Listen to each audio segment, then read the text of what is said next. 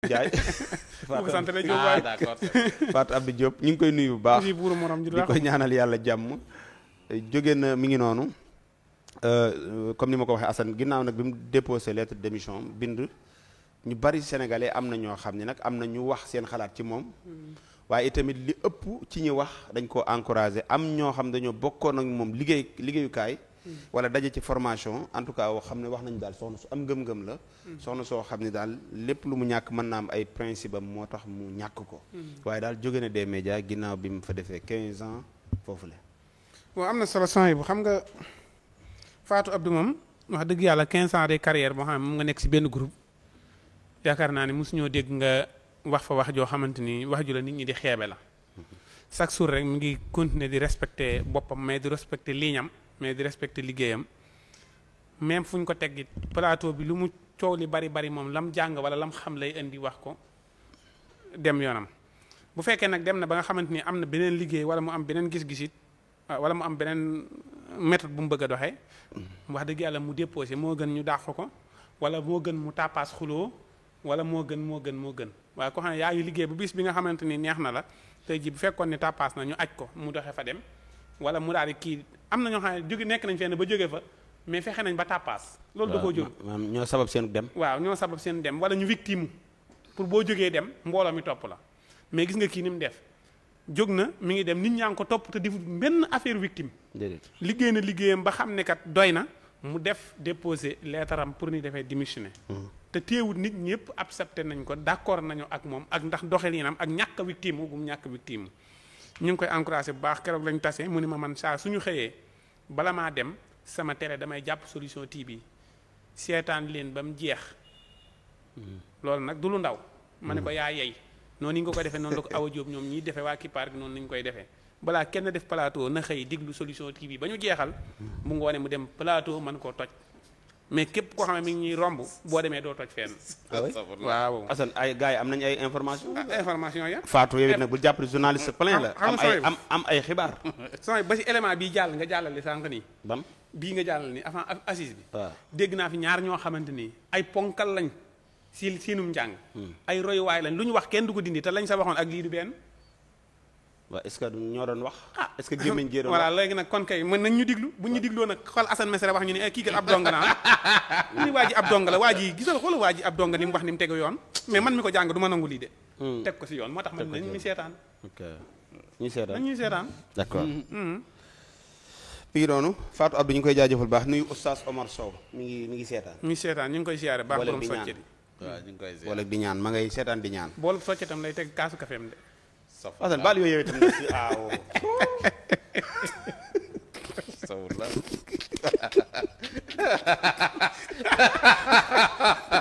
dégg nga li wax dégg naa kay boolu sax dara kaasu ka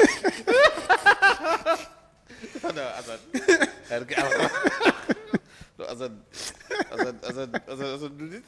boolu sax dara kaasu ka Moussa bis boo ko yónnee fooy defee yooyu dana ko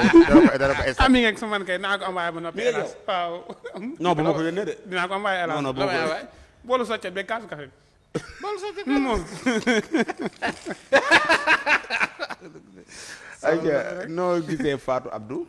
biñ fi mujjee ñëw ñu ngi ñëwoon ci postam bi mu defoon am yu mu doon wax tey nag dafa mel ni daal démission la ñu gis waaw xam Fatou Abdou de ñi ngi koy nuyu di ko ñaanal jàmm di wax ni dem bi man dama jàpp ni baaxut ci Sen TV mais baax na ci moom. waaw lu tax. waaw parce que. lu tax baaxut ci Sen TV ba pare. waaw baaxut ci Sen TV parce que Sen TV dafa am bët bu leen sénégalais yi di xool. Fatou. maanaam ñenn la woon ci ñu doon jox crédibilité télé bi parce que sinon télé bi day nekk télé boo xamante ni bi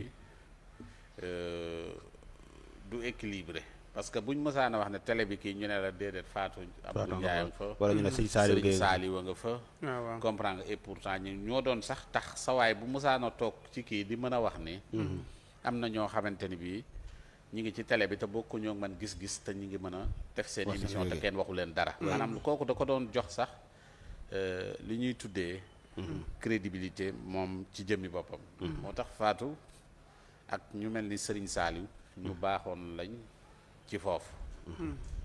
parce que même boo gisee sax gars yi bu ñu daan mës a wax ne tuddee leen ne leen kër kii yi dañ doon wax ne diw ak diw ñoo fa nite loolu daan nañ ko faral di wax maanaam loolu dafa am lu mu doon joué ci kii bi kon donc dem bi ci télé bi la gën a bon que